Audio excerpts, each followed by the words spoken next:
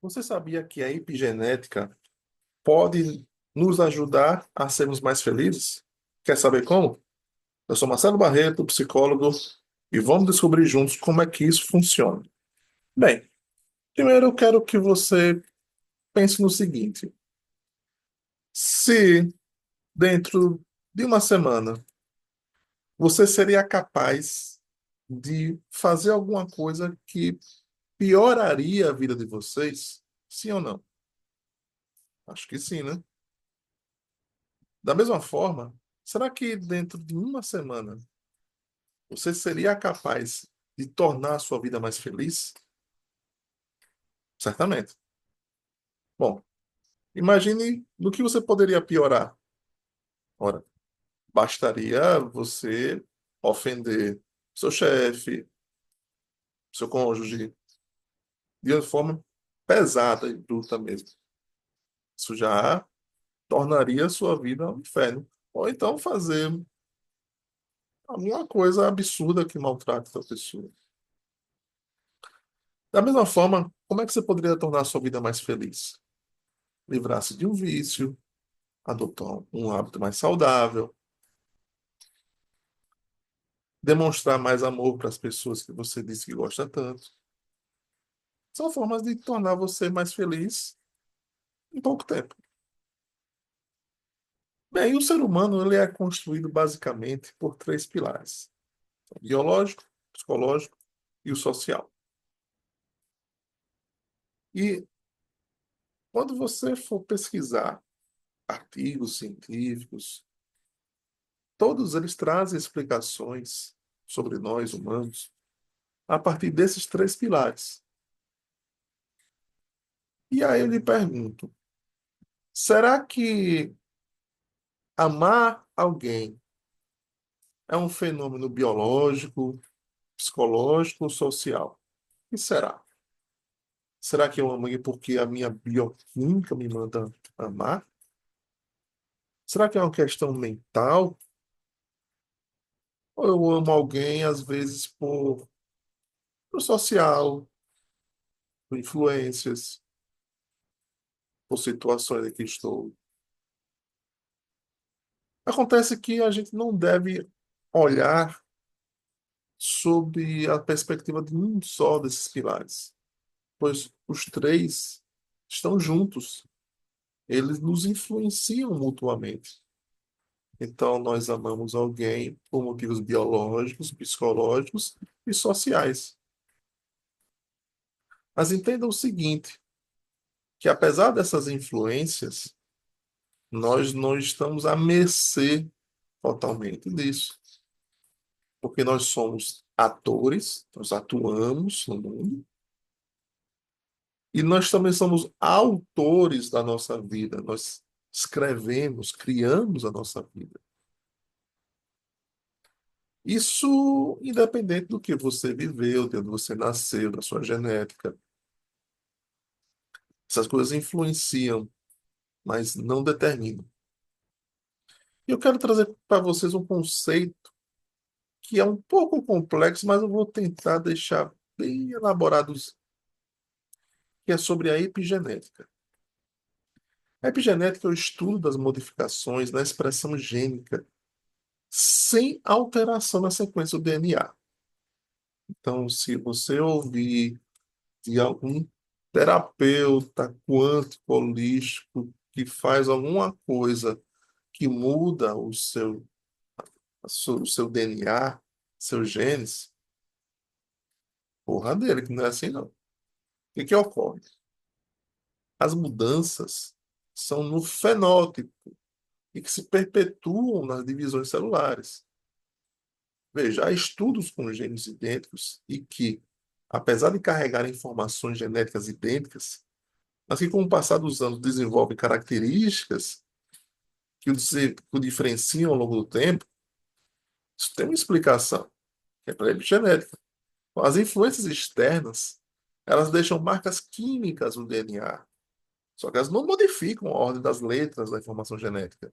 É o A, o T, o C e o G. Essas marcas, elas modificam a expressão das informações contidas no material genético. Ou seja, Se cada trecho do DNA contém uma receita para a fabricação de uma proteína, o genoma seria como um livro de receitas.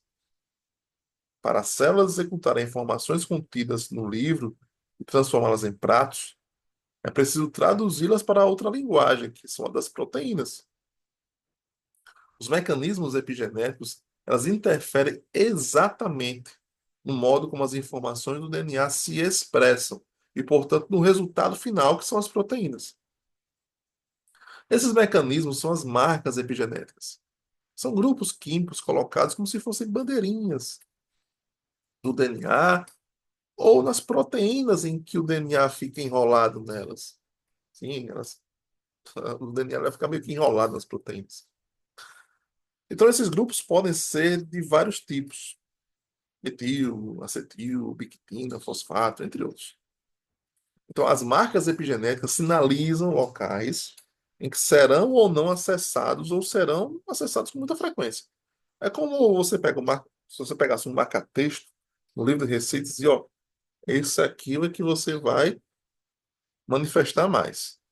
Ou você pega um corretivo, passa por cima de algumas palavras, ó, isso aqui você não vai ver. Tá lá, se você raspar, tá lá. Mas o corretivo bota por cima. Então, essas letras são os genes, os trechos do DNA que contêm as informações para produzir as proteínas. Então, essas proteínas, elas estruturam e executam funções do nosso corpo, originando nossas características em conjunto com o ambiente. Por exemplo, a proteína da melanina, que dá cor à nossa pele, ela é influenciada pelo sol. Fumar, né, né, estimula a metilação, que ativa genes no pulmão, estimula a multiplicação celular e assim gera o tumor. Você veja que são fenômenos externos que alteram a expressão gênica. O gene não muda, mas sua expressão sim. Ou seja, ele manifesta as proteínas de acordo com essas interações com o ambiente. E essas interações têm a ver não só com, tem a ver com hábitos, né? Ora, fumar é um hábito, tomar sol é um hábito também, tomar sol. Então tem a ver com como a gente se comporta no mundo. Se a gente entende que nós vivemos atrás de tapar buracos na nossa vida, de tapar vazios existenciais, que eu desejo alguma coisa, mas esse desejo, quando eu alcanço, logo eu mudo para uma outra coisa. Tipo assim, poxa, eu queria tanto é, namorar com fulaninho, e começa a namorar. Não, agora eu quero casar, que só assim serei feliz. Aí casa com a pessoa. Não, mas agora eu quero me divorciar, que só assim ser feliz. A divorcia da pessoa. Ah, mas eu acho que agora eu vou ser feliz se eu reatar com a pessoa e reata com a pessoa. Então, o desejo, por definição, é uma coisa que não se realiza. Você está sempre escorregando para cair em outro desejo.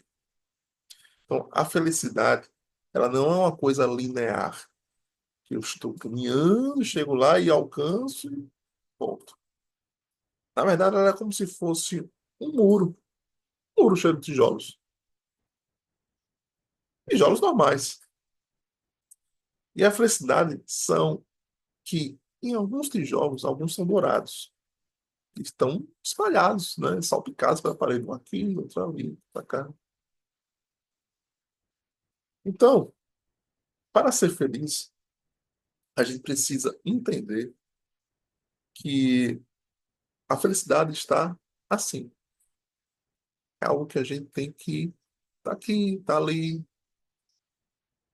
Para ser feliz, a gente precisa aprender a nos adaptar a, aos problemas da vida. A esses outros tijolos que estão ali, que fazem parte da nossa vida. Tijolos normais, de coisas que não são extraordinárias, e alguns tijolos meio quebradinhos, feinhos, sem cor, são sofrimentos. Então a gente tem que suportar essa tristeza, frustração, se autorregular. Porque tem coisas na vida que não tem jeito. Só nos resta aceitar mesmo. Sofrimento é algo que é humano. Então é preciso saber elaborar e saber lidar com essa dor. Tipo assim, sobre questão de aceitação e elaboração. Se vocês imaginarem o seguinte, quem será mais feliz? Um sujeito que teve um acidente de carro e aí ficou paraplégico. Ou será que é mais feliz alguém que conseguiu mudar de emprego, um emprego que gosta muito agora, e está passando a ganhar o triplo do que ganhava antes? Quem será que é mais feliz? Bem, claro, a tendência é que aquele que mudou de emprego está ganhando mais é que tenda a ter mais felicidade por estar mais realizado. E o outro tenha essa queda, essa ruptura. Mas, na verdade, essas duas situações, elas têm tanta relevância assim para a nossa felicidade. Veja, existem picos para cima ou para baixo na nossa vida. E depois a gente volta para a nossa base de humor emocional, de gratificação pela vida. Então, essas questões externas, elas têm uma força, mas não tanto assim, para alterar permanentemente nosso estado de felicidade. Tem gente que ganha na loteria e um ano depois volta a ter o mesmo estado de humor de antes. Ele que consegue realizar um desejo, comprar um carro, para uma TV de, sei lá, 300 mil polegadas, casa, faz a viagem dos sonhos, tem um pico, aí depois volta para o estado de humor que é o normal dele. E aí, se essa pessoa tiver um humor básico baixo, ela vai achar que precisa ir atrás dessas grandes coisas para poder sentir aquela euforia de novo. E não é assim que tem que acontecer. É preciso parar de procurar esses picos para buscar uma harmonia e um sossego interno, para buscar essa base, essa linha base em que o seu senso de bem-estar, de felicidade integral, de gratificação pela vida, elas sejam maiores e mais imperativas. Isso vem primeiramente do autoconhecimento. Aliás, o autoconhecimento é a primeira habilidade psicológica que a gente trabalha, das 10 habilidades. E essas 10 habilidades precisam estar distribuídas nas 6 dimensões da nossa vida. Quando a gente consegue fazer esse trabalho, distribuindo, então, e criando os 5 pilares da nossa felicidade. É a paz, pertencimento, positividade, prazer e propósito. Com isso, rodando bem, bem equilibrado, nós estamos elevando nossa base de felicidade. A questão, as questões que nos fazem felizes, eles não estão tanto assim no real, no mundo, mas na leitura que eu faço desse real. Como é que eu interpreto o que acontece comigo, ou o que acontece com as pessoas, o que acontece com o mundo, e o que determina a forma que eu leio essas situações são as coisas que nós escolhemos para a nossa vida. São as pessoas que nós escolhemos para nos cercar. São os hábitos que escolhemos ter. E situações escolhemos estarmos envolvidos. Então, perceba que é uma atitude em que a gente tem que ativamente escolher coisas que vão estar na nossa vida. Essa percepção de felicidade ou de leitura do mundo, ela não vem somente aqui da cabeça, porque eu tenho que mudar aqui dentro. Não, não é mudar aqui dentro, é mudar por fora que me cerca, as coisas que me alimentam. Ora, se eu convivo com pessoas tóxicas, preciso reconhecer, me afastar dessas pessoas e ir atrás de pessoas que me elevem. Ora, se eu estou tendo maus hábitos, trocando noite pelo dia, não me exercitando, comendo muito mal, né? Me vestindo de qualquer jeito, com roupa rasgada, eu não faço a barba, fica um negócio desgrenhado, é, não tenho, não sei me socializar com as pessoas. Então, tudo isso vai fazendo com que, de fato, a nossa percepção, nossa leitura do mundo vá decaindo. O que é que eu assisto? Eu assisto jornais que só falam de tragédias o tempo todo. Para começar, ninguém vem com a inocência de ligar a televisão e dizer, também jornal só passa tragédia, cara, mas você sabe que o jornal só passa tragédia porque você está ligando. Você está ligando, eu sei o que que passa. Passa coisas boas de vez em quando, mas a maioria é coisa ruim. Aí eu vou ligar num jornal, é, um programa policial, aí agora eu quero ver flores. Não, você não vai ver. Você, você sabe o que que vai passar. Ah, mas é para me preparar para o mundo. Não, não é assim que se prepara para o mundo. Também não é inocente, mas com o que você vai alimentando o seu cérebro o tempo todo, que o mundo é ruim, que não sei o quê, ele ajuda em quê no seu dia a dia? Mas se eu vejo programas que inspiram, que trazem pessoas que são vencedoras, que superaram, que mostra que existe gente que faz caridade, que eu aprendo uma coisa nova que eu posso usar na minha vida. Eu assisto, posso ler um livro, ou assistir, ou ouvir um audiobook.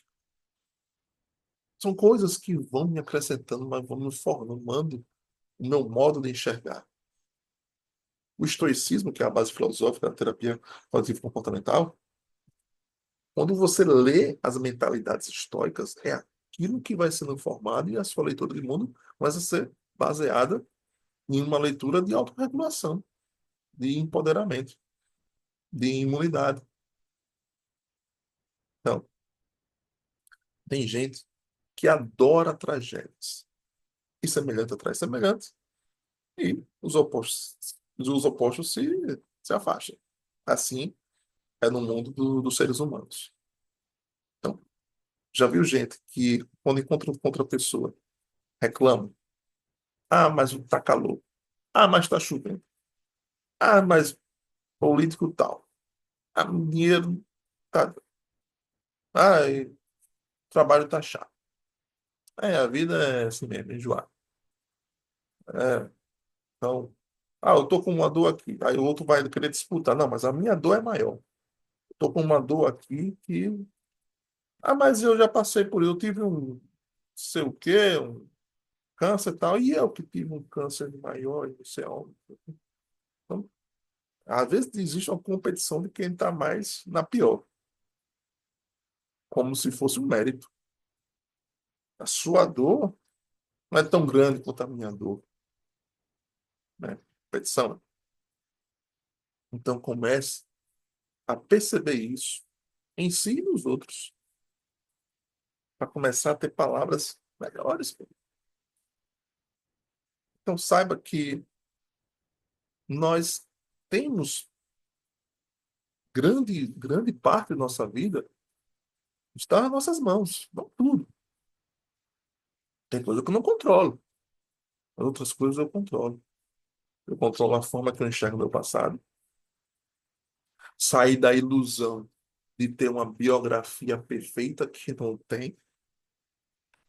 Você pode achar que fulaninho na rede social tem uma história maravilhosa e perfeita, mas ele não mostra. Então abandone porque a nossa biografia nunca é perfeita. A gente sempre vai ver assim, poxa, mas eu queria na minha infância ter feito isso, isso, isso.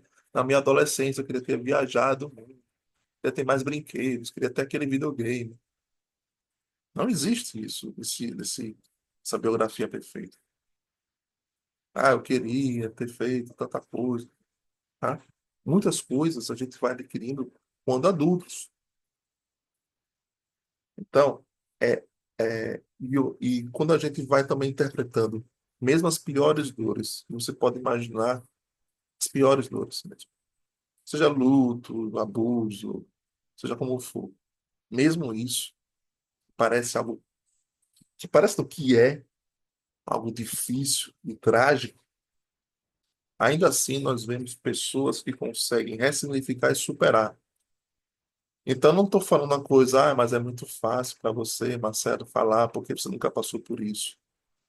Eu estou pegando casos de pessoas que passaram por isso, superaram.